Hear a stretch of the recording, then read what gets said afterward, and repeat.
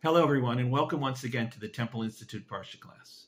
My name is Gedalia Meyer, and I'm podcasting from Maludumim in Israel. Let's talk about the past. There are many things to discuss when it comes to the past. We could get philosophical and question whether the past really exists in any meaningful way. We could get historical and talk about its great influence on the present and the future, both in a personal sense and in a collective sense. We could get psychological and wonder about how events in our own past have shaped our minds to become what they are in the present. Then, if we wish, we could get emotional. We could reminisce about past events in our lives and perhaps even take a trip down memory lane and relive them. There are several more options that almost anybody could suggest. The past is such a wide open arena that it is difficult to know where to start and how to focus things so that something actually gets explored. Let's start out by agreeing that the past does exist, even though it clearly does not exist on the same level as the present. By the same token, it seems to have a stronger foothold on existence than the future. Let's also agree that the past has an almost complete monopoly on shaping both the world and our personal lives. We are, to a great degree, the sum total of what has happened to us prior to the present moment. One could quibble with that and say that the soul is not really influenced by the past, but has some sort of non-temporal existence. While that may be true, there is still very little question in anybody's mind that everything that happens is determined by what has already happened. The single exception to this is free will choices, assuming we agree that they are real, and even those are greatly influenced by the past. Let's also agree that the mind is a product of whatever innate genetic or biological components that comprise the brain, whatever spiritual aspects it possesses, and its own past.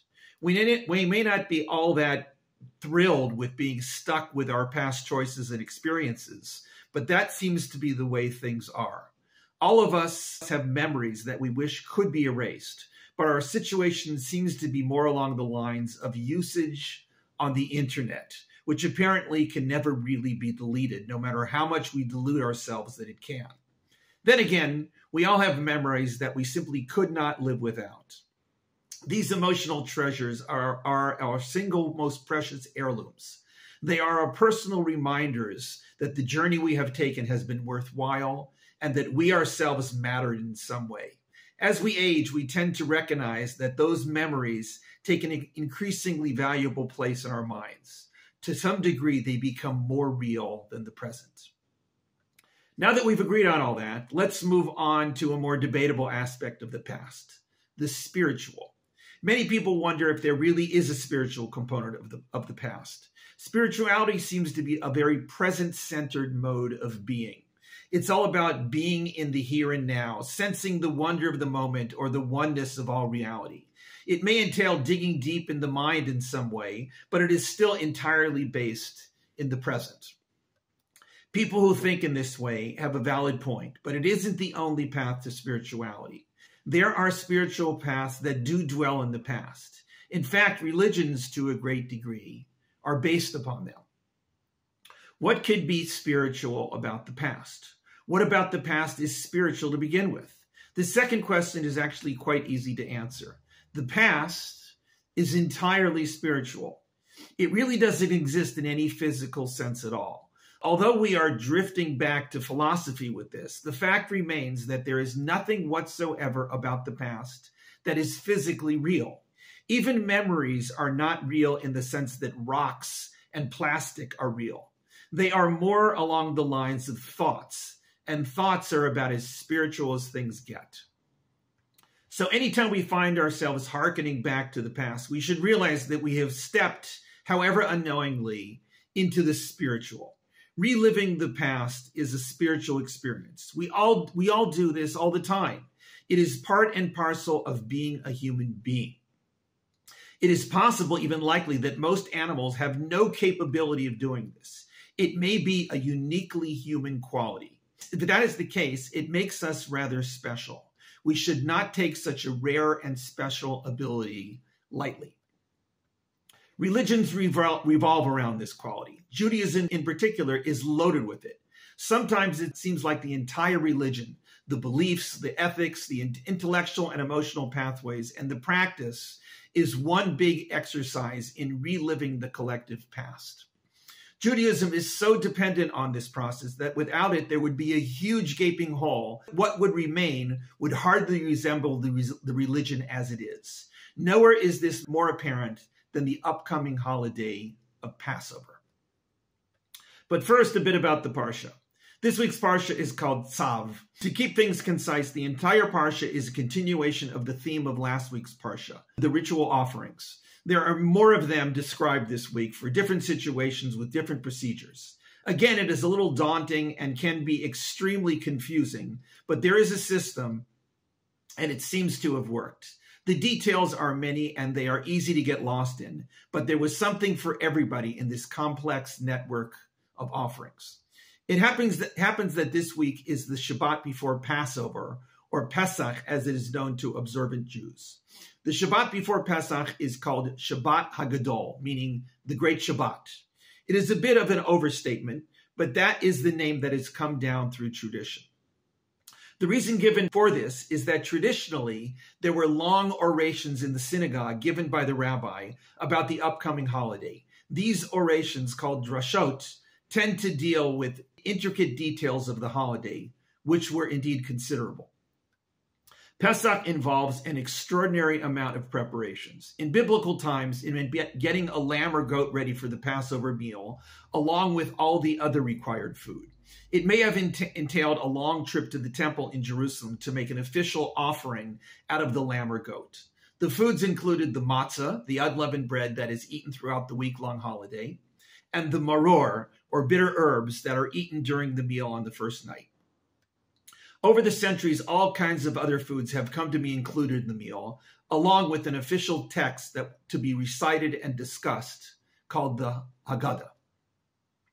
On top of all that, there was an open-ended obligation of getting rid of all leavened products in the house or anywhere else in one's possession.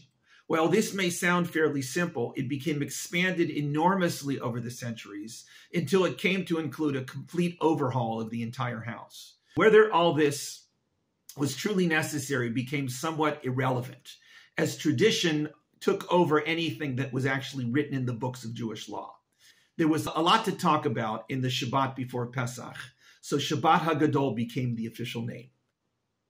Among other things that could be discussed was the subject matter of the text to be recited on Pesach night, the Haggadah. There's a surprisingly large amount of material that could be explored in this relatively short text, explored from many different angles. The bulk of the text deals with the exodus from Egypt 3,300 years ago and the central unifying historical event of the Jewish people. The Haggadah is essentially a combination of biblical quotes and early rabbinic teachings dealing with the Exodus and its many ramifications.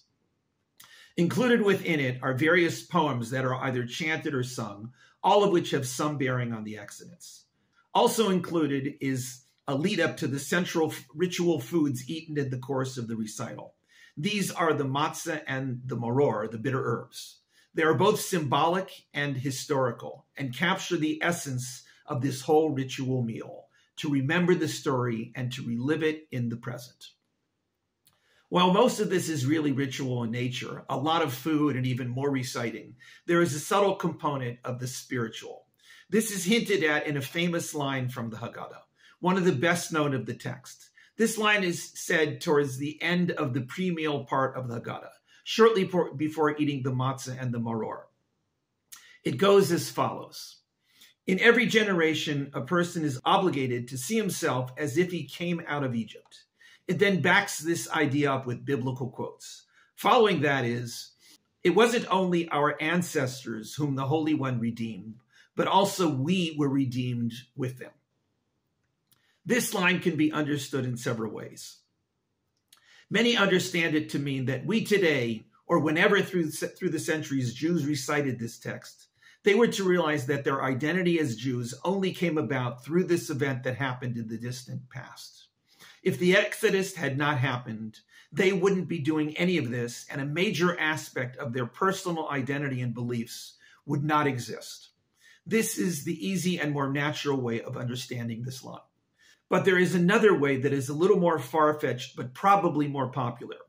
It is to take the line quite literally and to accept that in some sense, everyone taking part in this ritual ceremony, whenever they may have lived historically, is obligated to see themselves as actually having been there and lived through the experience.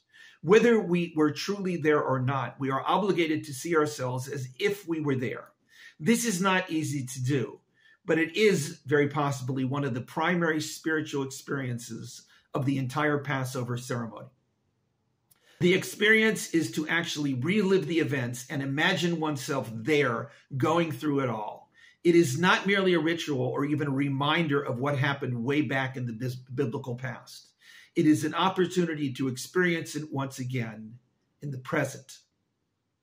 To be redeemed from slavery in Egypt and to walk out as a brand new people dedicated to a new belief and a new destiny is no small matter. It entails realizing that one's entire life is not merely taking up space and breathing the air and perhaps enjoying whatever time one has. It is understanding that we are part of an infinitely larger picture. We are part of God's great plan for the world. To relive that monumental event of the past, to re-experience it as if we were there, is to make the past as real as the present. This is not something that can be done on a video game or through a movie. This has to be done in the greatest resource we know of, the fully engaged human mind.